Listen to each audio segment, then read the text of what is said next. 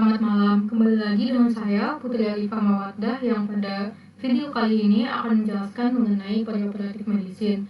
Seperti yang telah kita ketahui sebelumnya, pada video sebelumnya bahwasanya perioperatif medicine ini terbagi ke dalam 3 fase, yaitu fase preoperatif, fase duranteoperatif atau intraoperatif, dan fase pascaoperatif. Di mana yang akan kita fokuskan bahasanya adalah pada fase duranteoperatif, yaitu observasi atau pemantauan terhadap pasien selama pembedahan atau anestesia berlangsung. Nah, untuk fase duranteoperatif ini dimulai dari ketika pasien dipindahkan ke meja operasi hingga dipindahkan ke ruangan perawatan dengan memonitor atau mengobservasi kelancaran homeostasis dan fungsi fisiologis tubuh pasien. Tujuan dari pemantauan intraoperatif ini yang pertama tentunya memberi informasi keadekuatan anestesi, lalu memonitor perubahan respirasi dan kardiovaskular, juga yang ketiga bertindak cepat jika terdapat masalah pada saat pembedahan berlangsung. Lalu ada standar pemantauan intraoperatif. Standar pemantauan ini terbagi ke dalam 2 standar. Standar yang pertama adalah tenaga anestesi yang berkualitas dan harus berada di dalam kamar bedah. Lalu standar yang kedua adalah mengevaluasi secara teratur hal-hal sebagai berikut, yaitu adalah jalan nafas, oksigenasi, ventilasi, dan sirkulasi. Lalu berikut adalah bagan dari klasifikasi anestesia. Nah, tindakan anestesia itu sendiri terbagi ke dalam 3 jenis. Yang pertama adalah jenis lokal anestesia, yang kedua adalah regional anestesia, dan yang terakhir adalah general anestesia, yang masing-masingnya kembali terbagi lagi menjadi beberapa jenis yang nanti akan saya jelaskan. Untuk pemilihan tindakan anestesi haruslah memerhatikan hal-hal berikut. Yang pertama, tindakan anestesi tersebut harus memadai untuk tindakan operasi yang direncanakan terhadap pasien. Lalu tindakan anestesi tersebut minimal rasa sakit saat injeksi atau minimal iritan saat terhirup atau inhalasi. Lalu tindakan anestesi tersebut cepat menimbulkan efek dan memiliki efek samping yang minimal dan juga dapat dieliminasi oleh tubuh dengan cepat. Nah, untuk pemilihan tindakan anestesi, berikut beberapa faktor yang menjadi bahan pertimbangan. Yang pertama adalah umur. Jenis tindakan anestesi yang akan dilaksanakan pada anak-anak, orang dewasa, dan juga pada orang tua tentulah berbeda. Pada bayi dan anak-anak, umumnya anestesi yang dilaksanakan adalah anestesi umum dikarenakan pasien seringkali kurang kooperatif. Sementara pada orang tua, cenderung dipilihkan tindakan anestesi berupa analgesia regional, kecuali jika tindakan pembedahan yang akan dilakukan tidak memungkinkan bagi pasien tersebut mendapatkan analgesia regional. Lalu juga faktor yang kedua adalah jenis kelamin. Pada pasien perempuan, faktor emosional dan rasa malunya lebih dominan dibanding pada pasien laki-laki, sehingga seringkali pasien perempuan dipilihkan tindakan anestesi umum untuk dilaksanakan. Dan bila biasanya dilakukan tindakan analgesi regional, dianjurkan untuk memberi tambahan obat sedatif. Lalu ada faktor yang ketiga, status fisik, di mana status fisik pasien perlu diperhatikan apakah pasien memiliki penyakit sistemik atau tidak, sehingga pemberian obat-obatan anestesia ini tidak akan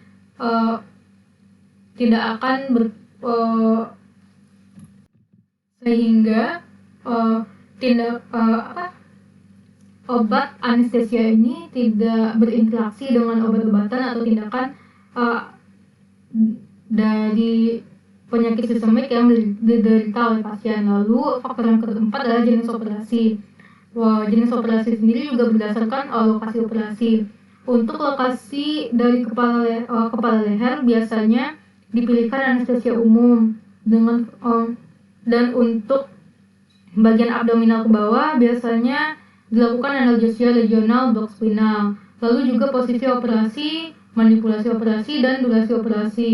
Pada operasi yang berlangsung lama, apalagi pada operasi bedah saraf, harus dilakukan anestesia umum dengan fasilitas intubasi endotrakea dan napas kendali.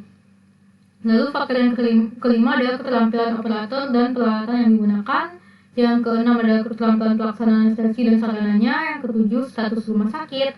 Yang kedelapan adalah permintaan pasien. Nah, untuk teknik anestesi optimal dapat dicapai dengan memperhatikan hal-hal berikut. Yang pertama adalah menciptakan kondisi pembedahan yang prima, lalu memulai prosedur dan pemulihan yang cepat, proteksi jalan nafas pasien terjamin, lalu minimal efek samping pasca bedah, dan kepuasan pasien, meliputi analgesi dan amnesia intraoperatif. Nah, berikut adalah trias anestesi. Trias anestesi terdiri dari yang pertama adalah hipnotik, yaitu tidak sadarkan diri atau mati ingatan. Lalu yang kedua adalah analgesia atau bebas nyeri atau mati rasa, sama dengan mati rasa. Lalu yang ketiga adalah relaksasi otot rangka atau mati gerak. Untuk tindakan anestesia yang memadai haruslah memenuhi ketiga trias anestesi ini. Berikut obat-obat anestetika. Golongannya ada 5 golongan obat-obat anestetika. Yang pertama obat premedikasi yang telah kita bahas di video sebelumnya. Lalu ada obat anestesi intravena, di mana beberapa diantaranya adalah yang pertama adalah tiopenton, propofol, methomidat, ketamin, benzodiazepin. Lalu ada obat anestesia inhalasi, beberapa diantaranya adalah sevofluran, halotan, lalu ada nitros oxide, lalu ada sisofluran, dan obat analgesia lokal, di mana obat analgesia lokal ini terbagi menjadi 2, obat analgesia yang merupakan derivat ester dan juga derivat amida. Nah, obat analgesia lokal ini untuk derivat ester biasanya yang sering yang digunakan adalah seperti kokain, benzokain, lalu ada prokain, dan untuk derivat amidanya yang biasa digunakan adalah lidokain, mefivakain, ada bupivakain, dan seterusnya. Lalu juga yang kelima adalah golongan obat lumpuh otot atau muscle relaxants dan penawarnya. Nah, untuk muscle relaxants itu sendiri yaitu obat-obat. Nah, untuk muscle relaxant itu sendiri yaitu adalah obat-obat yang memberikan efek relaksasi terhadap otot rangka. Nah, tujuan pemberian dari muscle relaxant ini adalah yang pertama tentunya untuk memenuhi salah satu dari trias anestesi tadi. Lalu yang kedua memudahkan proses intubasi dan membantu proses pembedahan serta mengurangi dosis maintenance agen anestesi. Biasanya muscle relaxant ini digunakan pada operasi yang durasinya lama atau operasi yang memerlukan nafas kendali.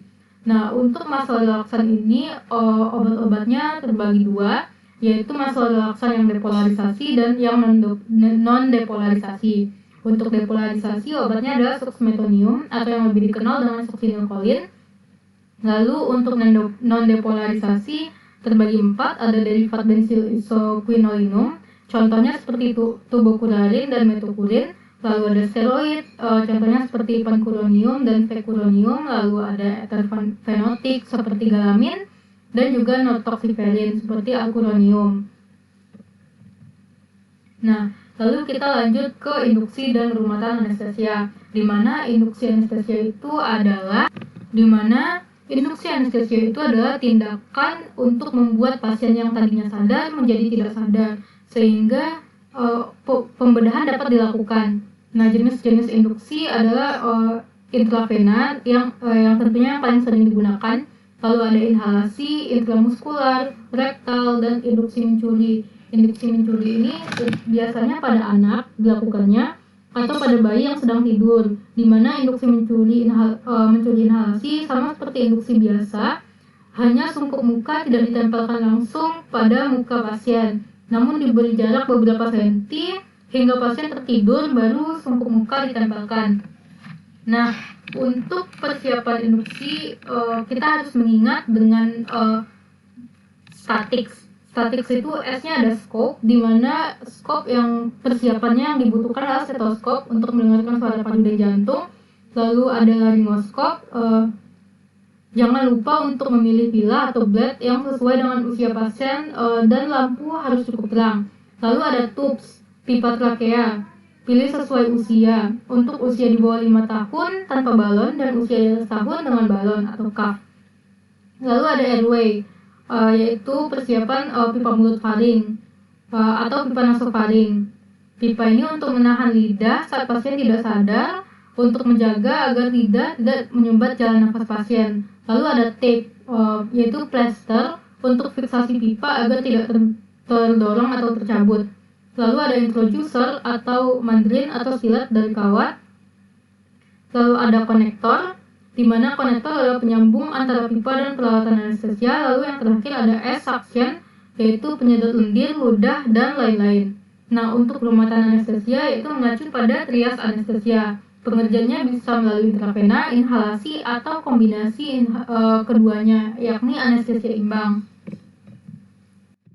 Nah, sekarang kita masuk lagi ke jenis-jenis anestesia itu. Yang akan saya bahas pertama adalah general anesthesia atau anestesia umum, di mana anestesia umum adalah keadaan di mana anestesia umum adalah suatu keadaan tidak sadar, bersifat sementara, dan diikuti oleh hilangnya rasa nyeri di seluruh tubuh akibat pemberian obat anestesia. Nah, untuk teknik anestesia umum ini terbagi 3. Yang pertama adalah anestesia umum intravena, yang nanti akan terbagi lagi. Lalu ada anestesia umum inhalasi dan anestesia umum imbang. Untuk anestesia umum intravena terbagi lagi menjadi anestesia umum intravena klasik, di mana untuk obat yang digunakan adalah kombinasi dari ketamin dan sedatif, seperti misalnya diazepam atau midazolam. Lalu komponen trias yang harus dipenuhi adalah hipnotik dan anestesia. Nah, untuk indikasi melakukan anestesi umum intravena klasik ini adalah operasi kecil dan sedang serta berdurasi singkat. Nah, untuk kontraindikasinya adalah pada pasien-pasien yang rentan obat simptomimetik, seperti pada pasien yang mengidap diabetes mellitus, hipertensi intrakranial, dan pasien glaukoma, serta bila pada operasi daerah jalan napas dan intraokular.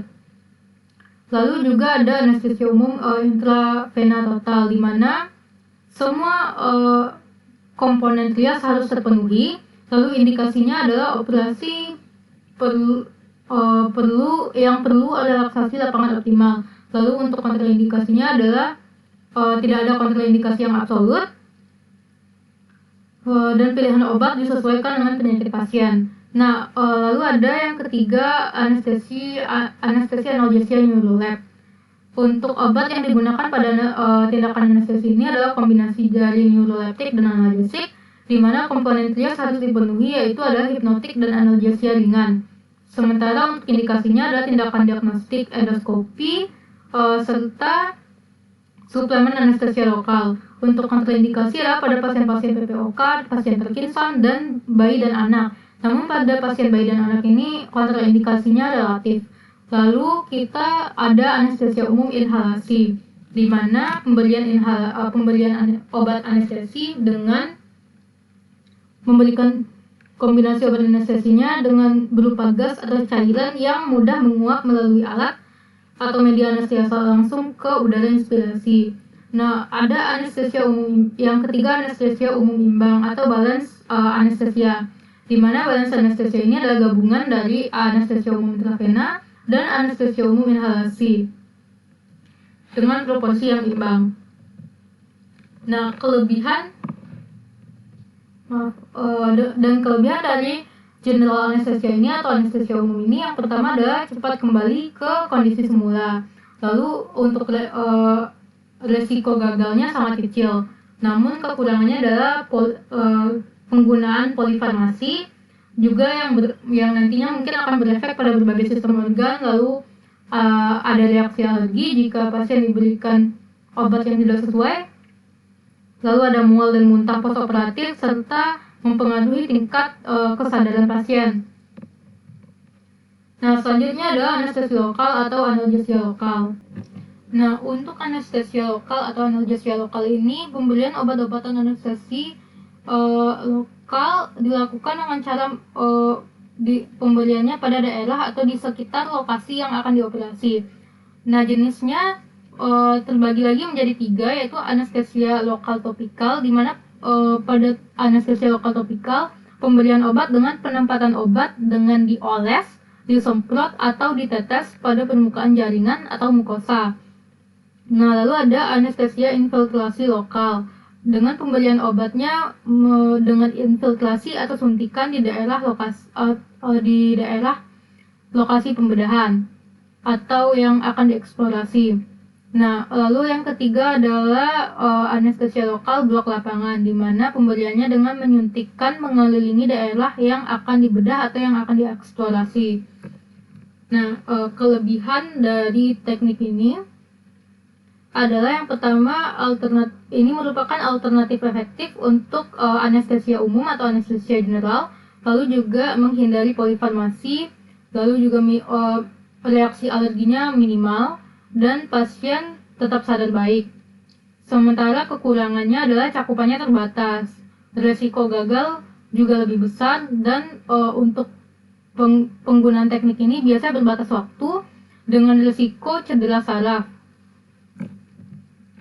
Nah, lalu yang terakhir adalah teknik anestesia regional, atau analgesia regional, di mana tindakan anestesi yang dilakukan dengan pemberian obat anestetik pada lokasi saraf yang inervasi terhadap regio tertentu dengan yang menyebabkan hambatan konduksi impuls aferen yang bersifat sementara. Nah, untuk jenis anestesia regional ini berikut jenisnya adalah blok saraf, blok plexus brachialis, lalu ada blok spinal subarachnoid, lalu ada blok spinal epidural, dan yang terakhir adalah blok regional intravena. Untuk keuntungan bagi pasien adalah yaitu pertama peningkatan kualitas pemulihan, lalu juga minimalnya rasa sakit, mual, muntah postoperatif, lalu juga pasien mampu mengamati prosedur pembedahan berlangsung, dan pasien juga komunikatif selama pembedahan dengan operator selama prosedur pembedahan berlangsung. Nah, pasien juga mempunyai pilihan atau opsi untuk menerima sedasi ringan atau tidak, dan mobilisasinya lebih cepat. Nah, untuk keuntungan bagi operator dan rumah sakit adalah yang pertama tentunya pemulihan yang cepat, lalu minimal persyaratan yang dibutuhkan minimal, juga penggunaan obat-obatan minimal sehingga reaksi negatif obat-obatan juga minimal, dan ekonomis. Untuk kekurangannya adalah yang pertama membutuhkan waktu, yang kedua membutuhkan pasien yang kooperatif, yang ketiga adanya resiko komplikasi, yang keempat adanya retensi urin dengan anestesia spinal. Nah, berikut hal-hal yang perlu kita pantau selama pemantauan intraoperatif. Yang pertama adalah pemantauan jalan napas, di mana pemantauan jalan napas ini bertujuan untuk mempertahankan keutuhan jalan napas. Lalu ada pemantauan oksigenasi, tujuannya untuk memastikan kadar zat asam di dalam udara atau gas inspirasi dan di dalam darah. Hal ini terutama dilakukan pada anestesia umum inhalasi. Nah, lalu ada pemantauan terhadap ventilasi yang tujuannya untuk memantau keadekuatan ventilasi. Lalu juga ada pemantauan sirkulasi, dan yang terakhir pemantauan suhu tubuh. Tujuannya untuk mempertahankan suhu tubuh. Nah, berikut 4 komponen utama yang harus dipantau. Yang pertama adalah ECG atau EKG, di mana hal-hal yang perlu diamati adalah pertama detak jantung, lalu ada ritme jantung, apakah ada kecurigaan aritmia, terus ada perubahan iskemik dan analisis ST segmennya. Nah, kapan kita memonitoring EKG? EKG dimonitoring selama proses pembedahan berlangsung dari sebelum induksi hingga setelah ekstubasi dan pemulihan. Nah, berikut. Nah, aturan dari memantau EKG ini adalah yang pertama, suara monitor hendaknya tidak dalam mode silent, QRS beep-nya on. Lalu yang kedua, periksa denyut periverteratur, dikarenakan penilaian klinis jauh lebih penting dari yang tertera di monitor. Lalu selanjutnya ada saturasi oksigen, di mana definisi dari saturasi oksigen itu adalah persentase dari oksigen hemoglobin dalam oksi dan deoksi hemoglobin. Nah, untuk waktu monitoringnya juga sama dengan waktu monitoring EKG, yaitu selama proses pembedahan berlangsung dari induksi hingga setelah eksubasi dan pemulihan. Lalu juga apa yang perlu dipantau, yang pertama perlu dipantau adalah saturasi O2 arterial atau oksigenasi pasien, lalu status perfusi perifer pasien. Nah, untuk saturasi normal pada suhu ruangan harusnya di atas 96 derajat, dan saturasi normal pasien dengan general anestesia 98-100%, biasanya 98-100% dengan pemberian O2 100%. Jika saturasi di bawah 96%, maka harus dicari penyebabnya. Nah, pada pasien yang saturasinya di bawah 90%, nantinya akan mengalami hipoksemia. Untuk pasien di bawah 85% saturasinya, biasanya hipoksemia yang dialami adalah hipoksemia berat. Lalu monitoring tekanan darah. Nah, untuk monitoring tekanan darah ini, yang dimonitor adalah biasanya NIBP atau non-invasive BP monitoring. Nah, untuk pemantauan NIBP ini biasanya otomatis lewat monitor, dan yang dimonitor adalah tekanan darah sistolik, diastolik, dan juga MAP-nya. Lalu waktu monitoringnya juga sama dengan saturasi dan EKG sebelumnya. Nah, perlu diperhatikan adalah perubahan tekanan darah juga perlu dimonitor. Nah, perubahan tekanan darah dimonitor setiap 5 menit. Pada pasien yang dilakukan tindakan anestesia spinal dan kondisi hemodinamiknya tidak stabil, tekanan darahnya dimonitor setiap 3 menit, dan pada pasien sadar dalam anestesi lokal setiap 10 menit. Nah, hal lain yang perlu dimonitor adalah ETT, hemodinamik, kesadaran, juga temperatur dan eksubasi. Lalu pemulihan. Untuk pemulihan sendiri, pemulihan anestesia itu idealnya bangun dari anestesia secara bertahap, tanpa keluhan dan mulus. Kenyataannya sering dijumpai hal-hal yang mengancam atau keadaan kritis. Sebelum mengakhiri anestesia, kita perlu perhatikan siapkan alat atau obat yang terkait dengan bantuan hidup, dan pemantauan hendaknya tetap dilakukan walaupun pemberian obat bius sudah dihentikan. Nah, untuk pemulihannya sendiri itu bila anestesia yang diberikan adalah anestesia intravena, pemulihannya dengan menghentikan pembiasan intravena, pertahankan jalan nafas, dan pindahkan pasien ke ruang pemulihan. Jika pemulihan inhalasi, yaitu dengan hentikan pembiusan dan berikan oksigen 100%. Lalu pertahankan jalan nafas dan pindahkan ke ruang pemulihan. Lalu inhalasi ETT juga hentikan pembiusan dan berikan O2 100%. Lalu berikan obat penawar dari opiat dan pelumpuh otot dan pelumpuh otot jika dan obat penawar dari pelumpuh otot jika pelumpuh otot tadinya diberikan.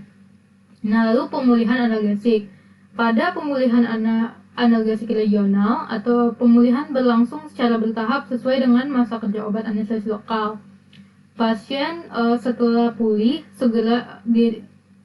pasien setelah dilakukan pembedahan segera dirawat di ruang pemulihan. Pemantauan ditunjukkan pada pemulihan biasanya adalah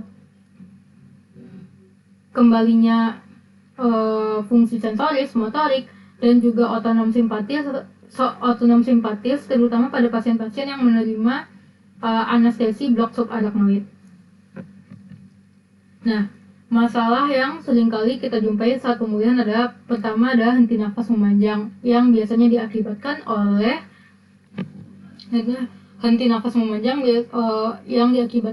depresi SSP. Lalu ada karena efek lumpuh otot dan juga karena hipotermi. Nah, juga ada masalah pulih sadar yang memanjang dikarenakan depresi SSP dan hipotermi. Nah, sekian penjelasan dari saya. Mohon maaf jika ada kekurangan atau salah-salah kata. Terima kasih sebelumnya.